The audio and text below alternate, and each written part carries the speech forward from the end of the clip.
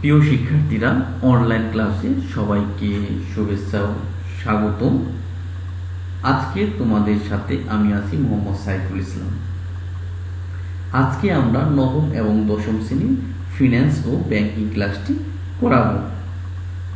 আজকে আমরা যে বিষয়টা পড়াবো, আমরা ইতিমধ্যে ষষ্ঠ অধ্যায় সূত্র এবং ষষ্ঠ অধ্যায় সম্পর্কে আমরা জেনেছি এবং সেই ষষ্ঠ অধ্যায়ের আলোকে ষষ্ঠ অধ্যায়ের যে অঙ্কগুলি সাধারণত এসে থাকে, সাধারণ শেয়ার, অগ্রাধিকার শেয়ার ও ঋণপত্র, সেই অঙ্কের আলোকে আমরা একটা বোর্ডের অঙ্কের সমস্যার সমাধান করে দিব এবং তোমরা স্পষ্টভাবে ভিডিওটি দেখো এবং দেখলেই আমরা সেই সমস্যাটা সহজে বুঝতে পারবো।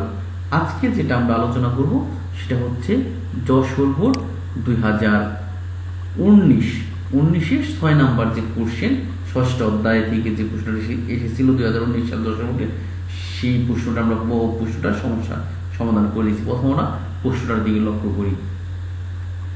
ফারহানা লিমিটেড এর মোট মূলধন 10 লক্ষ টাকা, সাধারণ শেয়ার ব্যয় 15%, ঋণপত্রের ব্যয় 10% এবং অগ্রাধিকার শেয়ার লভ্যাংশের হার 10%।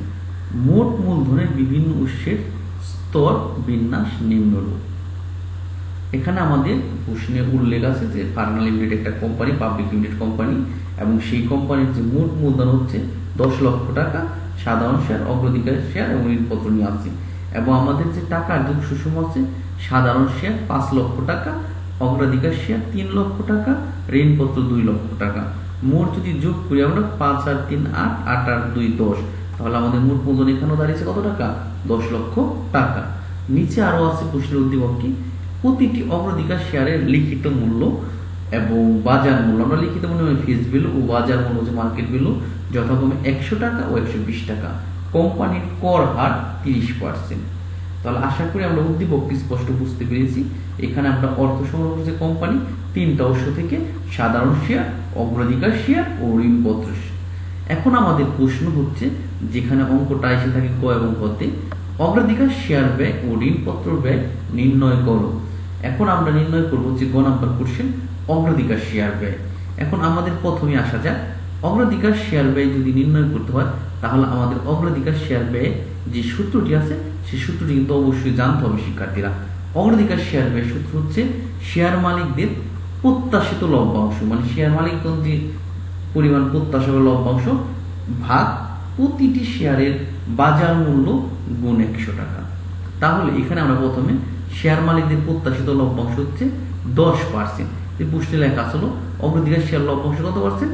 10%। তাহলে 100 টাকার 10% হলে হবে 10 টাকা। শেয়ার প্রতি বাজার মূল্য প্রশ্ন লেখা আছে 120 টাকা। তাহলে আমরা প্রথমে বের করে নিতে হবে শেয়ার মালিকদের প্রত্যাশিত লভ্যাংশ, যেখানে এখানে লিখিত মূল্য আছে কত টাকা? 100 টাকা। 100 টাকার আমরা 10% করি, হবে হচ্ছে 10 টাকা। এবং তারপর হচ্ছে প্রতিটি শেয়ারে বাজার মূল্য প্রশ্ন লেখা আছে 120 টাকা। ঠিক সূত্রটা বসানোর পরে এখানে মান বসিয়ে দিব। শেয়ার প্রত্যাশিত লভ্যাংশ 10 টাকা, বাজার মূল্য 120 টাকা এবং গুণ 100। তাহলে ক্যালকুলেশন করলে আমাদের বের হবে, মানে ভাগটা করবো কিভাবে, আমরা ক্যালকুলেটর অবশ্যই আমরা করার চেষ্টা করব। 10 ভাগ 120 সমান সমান যে রেজাল্টটা নামবে তারপর আমরা লিখব গুণ 100, তাহলে হবে 8.33%। এখন আমাদের বলছে ঋণকৃত ব্যয় নির্ণয়। ঋণকৃত ব্যয় নির্ণয়ের প্রশ্ন লেখা আছে কর পূর্বক ঋণের ব্যয় হচ্ছে 10% এবং কর হার প্রশ্নে আছে 30%, মানে 0.30। এখন আমরা এটাও যদি আমরা কর সমন্বয়কৃত ঋণ মূলধন ব্যয়টা নির্ণয় করতে যাই তাহলে যেটা আমাদের প্রয়োজন হবে, সূত্রটা কিন্তু আমাদের অবশ্যই জানা প্রয়োজন, আর সূত্রটা না জানলে কিন্তু আমরা অঙ্কটা পারবো না। সেই কর সমন্বিত ঋণ মূলধন ব্যয় সূত্র হচ্ছে কর পূর্বক ঋণের ব্যয় গুণ 1 মাইনাস কর হার। এই সূত্রটা আমাদের অবশ্যই জানতে হবে, কর পূর্বক ঋণের ব্যয় গুণ 1 মাইনাস কর হার। এখন সেই সূত্র অনুসারে শুধু আমরা মান বসাবো। কর পূর্বক ঋণের ব্যয় আছে প্রশ্নে 10%, সূত্রের 1 এবং কর হার হচ্ছে 0.30। এখন আমাদের ক্যালকুলেশন করি, বিয়োগ করার পর 10 দিয়ে গুণ করলে হবে 7%। তাহলে আমাদের গ নম্বর কোশ্চেন মোটামুটি অগ্রাধিকার শেয়ার ব্যয় ও ঋণপত্রের ব্যয় যথাক্রমে 8.33% ও 7%। এখন আসা যাক তার পরের কোশ্চেন আমাদের কি বলছে দেখি। আমাদের পরের কোশ্চেনটা বলা হয়েছে ফারহানা লিমিটেডের গড় মূলধন ব্যয় নির্ণয় করো। তাহলে গড় মূলধন ব্যয় নির্ণয় করার জন্য আমাদের যা যা প্রয়োজন সেটা আমাদের জানতে হবে।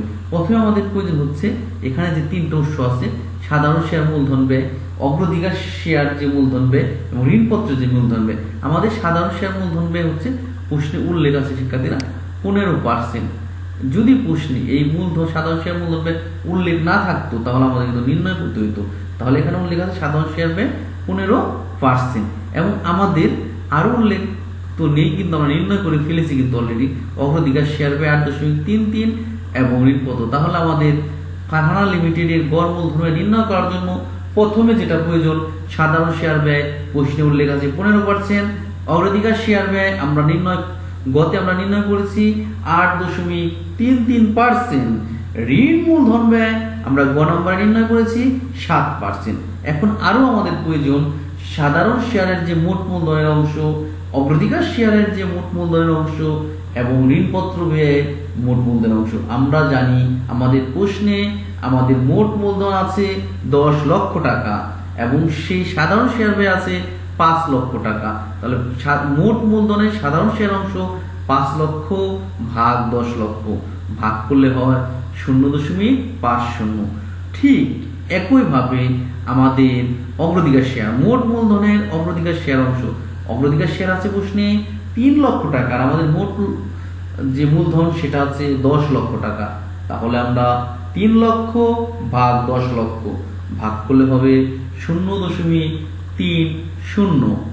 এরপর আমাদের মোট মূলধনের ঋণের যে মূলধন অংশ, আমাদের ঋণ মূলধন আছে 2 লক্ষ টাকা, ভাগ করব 10 লক্ষ টাকা দিয়ে, তাহলে আমাদের বের হবে 0.20। আমরা কিন্তু ইজিলি বুঝতে পেরেছি, আশা রাখি আমি।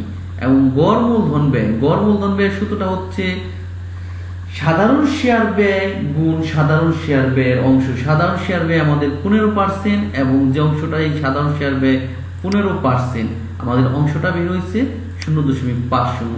15 গুণ 0.50 আমরা তাই লিখেছি। 15 গুণ 0.50 যোগ অগ্রাধিকার শেয়ার বের হয়েছিল আমাদের 8.33 গুণ মূলধনের অংশ 0.30, এবং আমাদের আছে কি ঋণ মূলধন ব্যয়। ঋণ মূলধন ব্যয় আছে আমাদের 7%। কত ছিল আমাদের? 7% গুণ 0.20।